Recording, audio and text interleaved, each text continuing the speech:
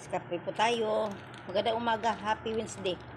Malaki yung tiris ko guys, sa labas, presko pa.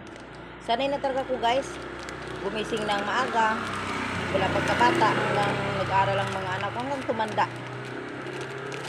Kaya, salamat sa lahat ng mga amo ko talaga. Ang mahal ng gamot ng anak ko guys, kailan ko maging masipag, 69 na isa. Kaya, ang hirap talaga maging nanay.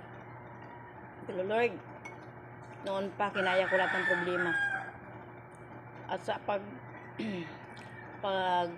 vlog ko araw-araw, sa'yo ko na rin ipagkatiwala na balang araw, pagpalain mo ako. Pang pagising guys, kape.